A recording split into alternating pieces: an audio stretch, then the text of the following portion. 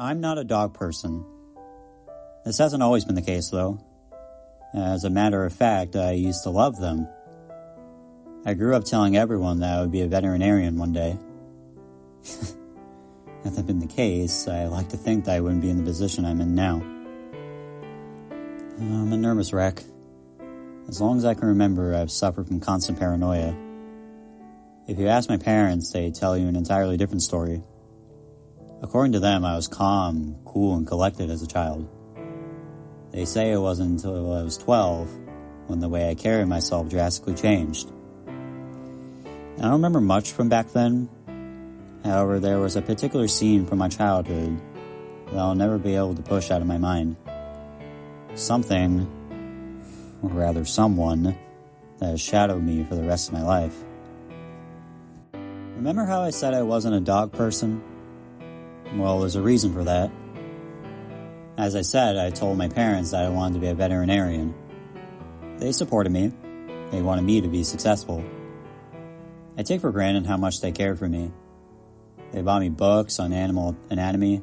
They took me to zoos. They brought me various VHS documentaries on animals. They tried their best to raise me into the adult that I wanted to be. The adult that they could be proud of. My birthday was in November.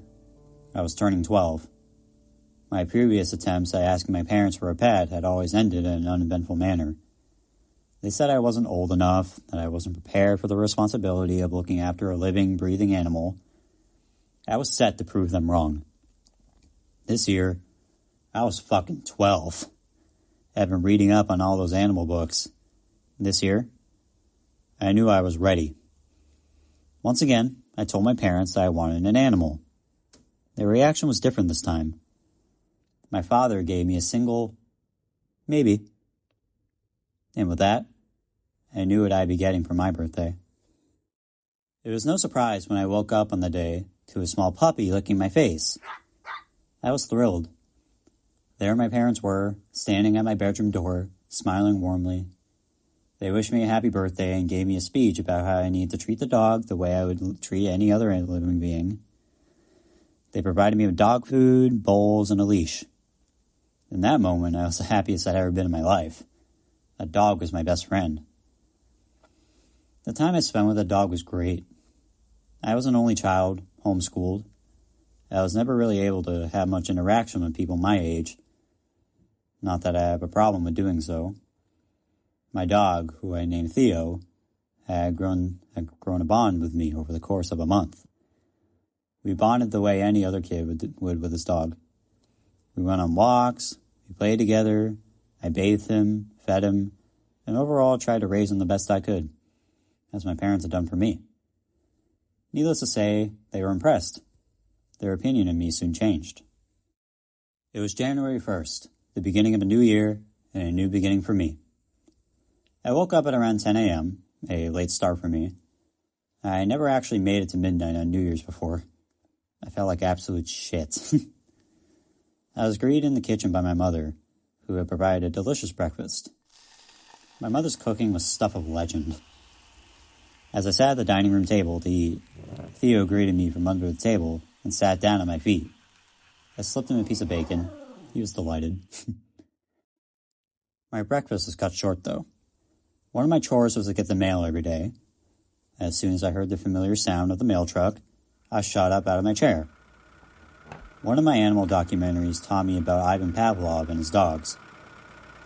Funny how I didn't know I was being conditioned to react a certain way to the sound of that truck.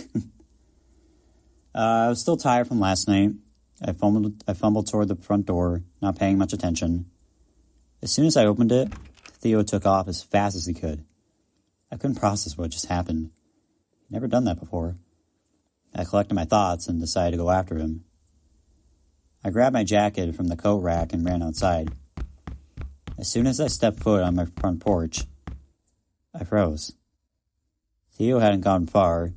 He hadn't even left the front yard. The yard's exit was blocked by a man. This was the first time I saw him. The man looked straight at me. He didn't blink. He didn't know what to do or how to feel. At first, I was grateful. He was the only thing standing between Theo and the rest of the world. He said nothing. Theo was looking up at him. He wagged his tail. He panted. It was as if the man didn't notice the dog was there. He just kept staring. I wanted to say something. I wanted to thank him, the way he was looking at me as if he was expecting me to say something, but I couldn't bring myself to. Without averting his gaze, he kneeled down and picked up Theo by the scruff of his neck. Theo whined. I wanted to tell him to put down my dog, but again I couldn't. I simply couldn't think of appropriate words. My mind was all in a jumble. I couldn't move and I couldn't think straight. All I could do was watch. The man reached into his pocket, pulled out a knife, and cut the dog's throat in one quick motion. Blood spilled onto the snow-covered ground. He held the dog in the air for a few seconds, letting Theo's blood form a puddle underneath him. He then simply let go. Theo fell with a light crunch onto the reddened snow. Again, the man's gaze didn't leave mine. He dropped the knife to the ground and merely walked away. It wasn't until he was completely out of sight that I could move again. I made my way over to Theo's garbling corpse and stood over him. I wanted to cry, but I couldn't shed a single tear. My mother emerged from the house, surely wondering why getting the mail was taking so long. I don't blame her for screaming. She saw me standing over the mangled corpse of Theo, knife on the ground. It didn't take a genius to put two and two together. The scene described itself. In the following months, my parents have forced me into seeing a psychiatrist. When asked why I killed Theo, I tried to tell him that it wasn't me.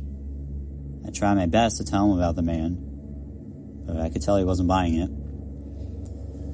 "All right," said the therapist with a smug tone. "Tell me what this man looked like." That's when I realized I couldn't describe him. It's not that I didn't remember his face, it just, he was so generic that I wouldn't be able to describe him without describing millions of other people in the world. His face was so forgettable. I know I stared at him for a good 5 minutes. One would assume I would be able to remember the face of a man who killed my dog without breaking eye contact with me. It was like I knew what he looked like, but my brain couldn't translate his appearance into words. I didn't answer the therapist's question. I simply slumped into my chair. Throughout my entire life, this man has popped up on multiple occasions. I may go into further detail in the future, but all I can say for now is that he definitely exists. I may seem crazy, but I know what I saw that day. I always see him. Whether he's among a crowd, while watching the news, or in my dreams, he's real. And he's always watching.